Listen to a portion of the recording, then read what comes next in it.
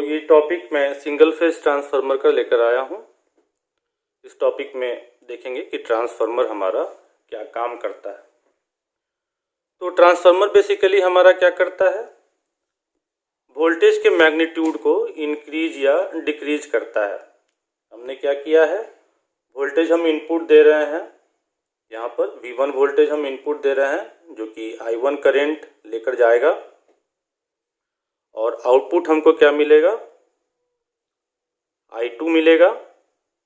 हमारा यहाँ पर जो वोल्टेज जनरेट होगा वह V2 वोल्टेज जनरेट होगा। यह हमारा आउटपुट हो गया, इधर मेरा इनपुट हो गया। कहाँ पर हम लोग इसका इस्तेमाल करते हैं, तो हम लोग इसका इस्तेमाल ट्रांसमिशन एंड डिस्ट्रीब्यूशन में करते हैं। यह एक स्टैटिक डिवाइस है। स्टैटिक डिवाइस बोलने का मतलब हुआ कि इस डिवाइस में कोई भी रोटेटिंग पार्ट नहीं होता है, जैसा कि जनरेटर और मोटर में रोटेटिंग पार्ट होता है। इस डिवाइस में, ट्रांसफार्मर में कोई रोटेटिंग पार्ट हमारा नहीं होता है।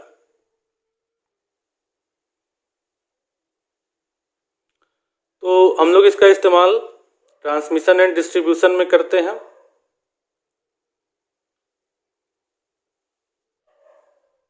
हमने क्या किया है, जनरेटर एक लिए हुए हैं हम। हमारा जनरेटर है जो कि 5 kV का जनरेट कर रहा है। हम सबसे पहले ट्रांसमिट करते हैं, प्राइमरी ट्रांसमिशन पर काम करते हैं, जहाँ पर हम बल्क में जब ट्रांसमिट करते हैं तो हमको कॉस्ट और लॉसेज हमारे कम होते हैं। तो हमने यहाँ पर स्टेप अप ट्रांसफार्मर का इस्तेमाल किया है। तो यह स्टेप अप ट्रांसफार्मर क्या करेगा, 5 kV के वोल्टेज को स्टेप अप कर देगा, यानी कि उसके मैग्नीट्यूड को यह इंक्रीज कर देगा, 220 kV का बना देगा।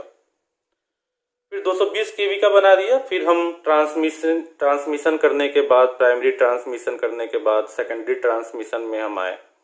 सेकेंडरी ट्रांसमिशन करने के बाद हम डिस्ट्रीब्यूशन सेक्टर में चले आए। डिस्ट्रीब्यूशन सेक्टर में हमने प्राइमरी डिस्ट्रीब्यूशन किया, फिर सेकेंडरी डिस्ट्रीब्यूशन हम करेंगे। तो अब ये 220 kV का हमें आगे ज़रूरत नहीं है, तो हमको क्या करना पड़ेगा, इस 220 kV वोल्टेज को हमको डिक्रीज करना पड़ेगा। तो हम क्या करेंगे, स्टेप डाउन ट्रांसफार्मर का इस्तेमाल करेंगे और अपने 220 kV के वोल्टेज को हम 11 kV के वोल्टेज में कन्वर्ट कर देंगे।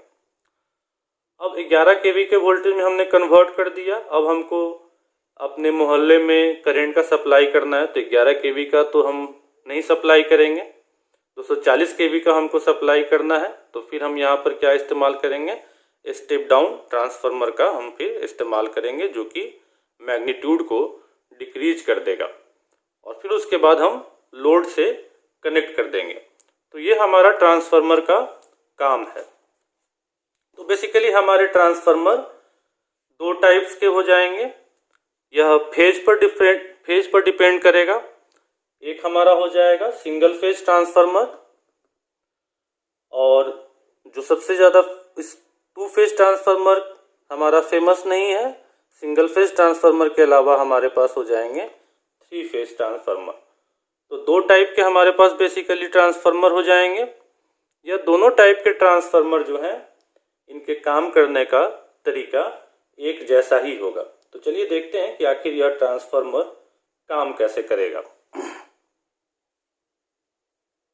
तो ये मैंने ट्रांसफार्मर बना दिया है, आप देख रहे हैं, ये हमारा ट्रांसफार्मर है। इधर एसी सप्लाई हमने लगाया। हमारा जो ट्रांसफार्मर है वह एसी पर ही काम करता है, डीसी पर नहीं काम करता है। यह एक हमारे एसी करंट ट्रांसमिट करने का मुख्य कारण है, इसीलिए हम लोग एसी करंट को ट्रांसमिट करने पर ज़्यादा जोड़ देते हैं, क्योंकि हम लोग अपने रिक्वायरमेंट के अनुसार एसी वोल्टेज को स्टेप अप और स्टेप डाउन कर सकते हैं ट्रांसफार्मर की मदद से। जबकि अगर डीसी को ट्रांसमिट करेंगे तो ये ट्रांसफार्मर वाला जो फैसिलिटी है ये हमको वहाँ पर नहीं मिल पाएगा। तो इसीलिए हम लोग एसी को ज़्यादा प्रेफर करते हैं, क्योंकि ट्रांसफार्मर डिवाइस जो है वह एसी में काम करता है, डीसी में काम नहीं करता है। तो ये हमारा ट्रांसफार्मर है जो कि एसी सप्लाई से कनेक्टेड है, और इधर साइड हमारा लोड से कनेक्टेड है, खर्च से कनेक्टेड है। तो यह एसी सप्लाई कुछ आई करंट प्रोड्यूस कर रहा होगा। ये हमारे फ्लक्स हैं,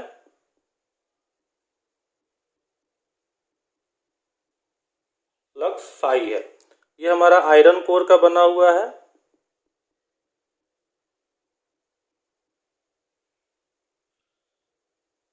और इस साइड को हम लोग प्राइमरी साइड कहेंगे,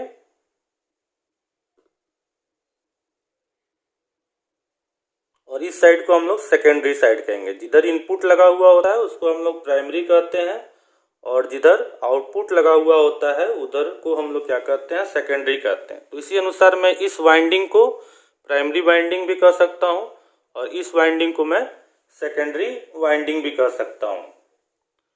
तो इसको एज ए सिंबल रिप्रेजेंट करने के लिए हम लोग क्या करेंगे, कुछ इस प्रकार से हम लोग इसके सिंबल को रिप्रेजेंट कर सकते हैं।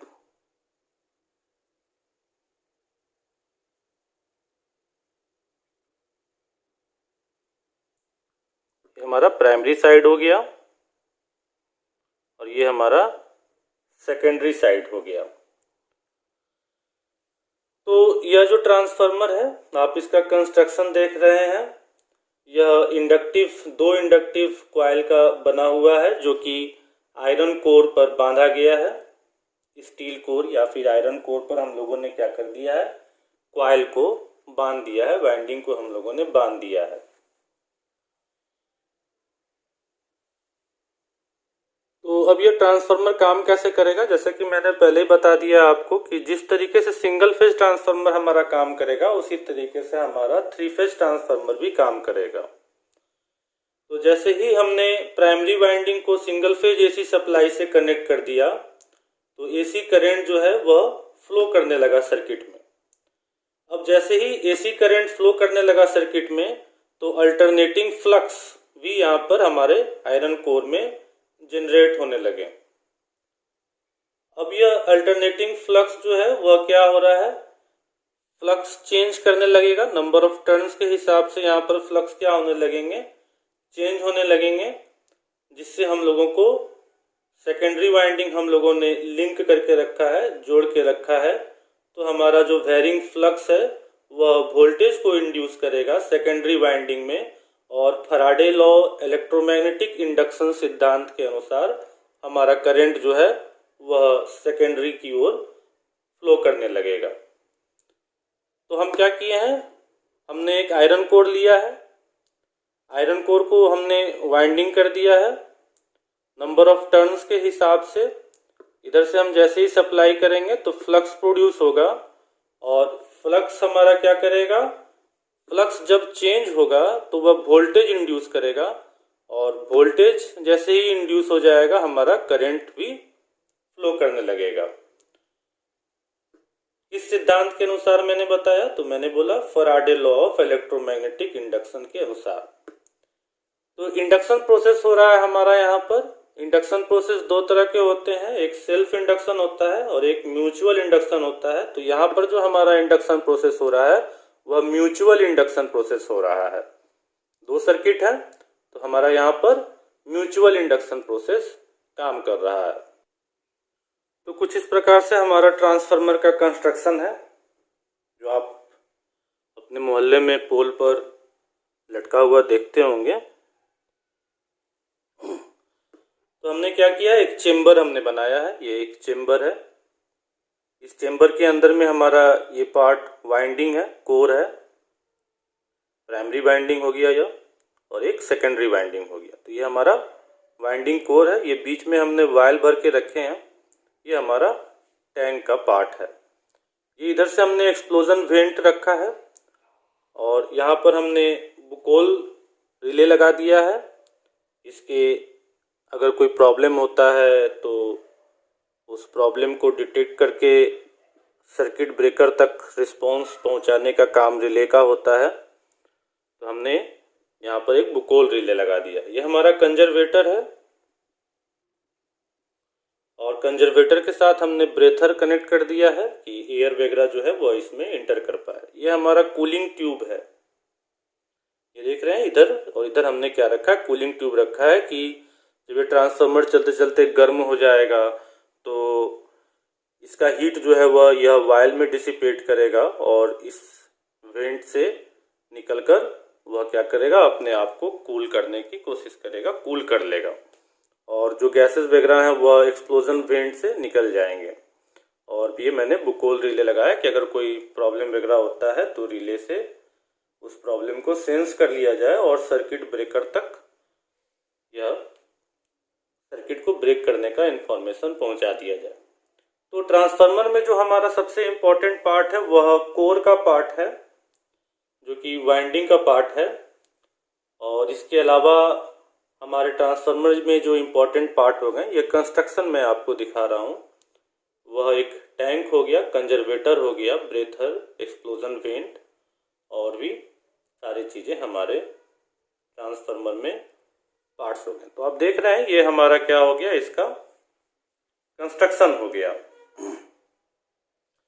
अब हम इसमें जितना भी वाइंडिंग वगैरह किए हैं उस वाइंडिंग को हम लोग क्या करेंगे, लैमिनेट कर देंगे।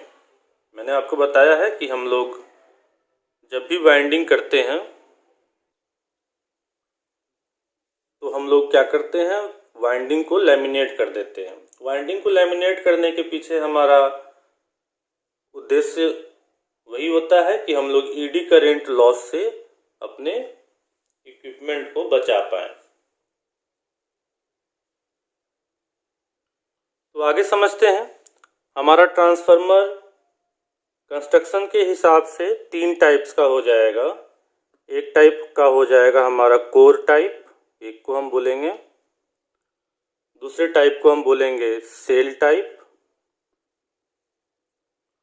और तीसरे टाइप को हम बोलेंगे बेरी टाइप। तो अब देखते हैं कि ये कोर टाइप, सेल टाइप और बेरी टाइप यह किस प्रकार के ट्रांसफार्मर हैं।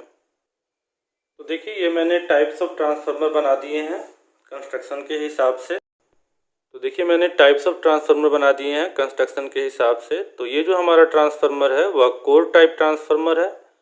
ये देख रहे हैं आप, कुछ इसी बीच में ही हमने क्या कर दिया, प्राइमरी भी बना दिया, सेकेंडरी भी बना दिया। तो ये हमारा सेल टाइप ट्रांसफार्मर हो गया। और ये हमारा बेरी टाइप ट्रांसफार्मर है, जिसमें ये हमारे कोर हैं, ये हमारा लो वोल्टेज वाइंडिंग है और ये हमारा बाहर वाला जो है वह हाई वोल्टेज वाइंडिंग है। तो इस प्रकार से हमारे 3 टाइप के ट्रांसफार्मर हो गए, core type transformer, shell type transformer और बेरी टाइप ट्रांसफार्मर। तो कोर टाइप ट्रांसफार्मर जो है ये हमारे रेक्टेंगुलर फ्रेम का ट्रांसफार्मर है, जिसको हमने लैमिनेट कर किया हुआ है। यह सिंगल मैग्नेटिक सर्किट का बना हुआ है। सिंगल मैग्नेटिक सर्किट देख रहे हैं आप। इसमें प्राइमरी और सेकेंडरी वाइंडिंग है, जो कि यूनिफॉर्मली डिस्ट्रीब्यूटेड है। इसके 2 लिम्ब पर, पैर पर, कोर के 2 लिम्ब पर यूनिफॉर्मली डिस्ट्रीब्यूटेड है। दोनों वाइंडिंग जो है वह सिलेंड्रिकल शेप का है और कंसेंट्रिक मैनर में, मतलब बिल्कुल घने मैनर में इसको लगाया गया है। लो वोल्टेज वाइंडिंग के लिए, लो वोल्टेज के लिए हम लोग कुछ इस तरह के ट्रांसफार्मर का इस्तेमाल करते हैं। ये जो हमारा है सेल टाइप ट्रांसफार्मर है, इसमें हमने क्या किया, जो सेंट्रल लिम्ब है, इसको हम लोग लिम्ब कह रहे हैं, LIMB, लिम्ब, पैर। तो जो सेंट्रल लिम्ब है उसी पर हमने क्या कर दिया है, प्राइमरी और सेकेंडरी वाइंडिंग दोनों डाल दिए हैं। देख रहे हैं आप, प्राइमरी वाइंडिंग भी इसी लिम्ब पर हमने डाला है और सेकेंडरी वाइंडिंग भी हमने इसी लिम्ब पर डाला है। इसमें हाई वोल्टेज और लो वोल्टेज दोनों तरह का वाइंडिंग हमने डाला है। इसमें डबल मैग्नेटिक सर्किट हमने डाले हैं। देख रहे हैं कि ये इधर भी मैग्नेटिक सर्किट हो गया, एक इधर भी मैग्नेटिक सर्किट हो गया। इस टाइप का जो ट्रांसफार्मर है वह एक बेहतर मैकेनिकल सपोर्ट प्रोवाइड करता है और वाइंडिंग के प्रोसेस से यह एक ज़्यादा प्रोटेक्टेड रहता है। इस सेल टाइप के ट्रांसफार्मर में हमारा कूलिंग प्रोसेस जो है वह ज़्यादा इफेक्टिव नहीं होता है, जबकि कोर टाइप के ट्रांसफार्मर में हमारा जो कूलिंग है वह बहुत ही बेहतर तरीके से होता है। इस कोर टाइप के ट्रांसफार्मर को हम लोग आसानी से रिपेयर कर सकते हैं। इस सेल टाइप के ट्रांसफार्मर को हम लोग आसानी से रिपेयर नहीं कर सकते हैं। इसमें कोर टाइप के ट्रांसफार्मर में हम लोगों के पास लेस मैकेनिकल प्रोटेक्शन है, जबकि सेल टाइप के ट्रांसफार्मर में हम लोगों के पास बेटर मैकेनिकल प्रोटेक्शन है। अब ये देख रहे हैं आप स्पेशल टाइप का ट्रांसफार्मर, बेरी टाइप ट्रांसफार्मर। यह यॉक के चारों ओर, सेंटर के चारों ओर स्पोक व्हील का जो स्पोक होता है, चक्का का स्पोक जो होता है, उसके आकार का हम लोगों ने बनाया है। तो इस कंस्ट्रक्शन से हम लोगों को क्या होगा, जो हम लोगों को मैग्नेटिक सर्किट जो बन रहा है, ये मैग्नेटिक सर्किट जो बन रहा है यह डिस्ट्रीब्यूटेड टाइप का बन रहा है। यह भी हाई वोल्टेज और लो वोल्टेज वाइंडिंग के लिए प्रेफरेबल है। तो आप इसमें अच्छे तरीके से समझ सकते हैं। तो ये दो ट्रांसफार्मर आप अच्छे तरीके से समझ रहे हैं कि हम लोगों ने किस प्रकार से बनाया है, और ये हमारा जो है वह एक स्पेशल टाइप का ट्रांसफार्मर है।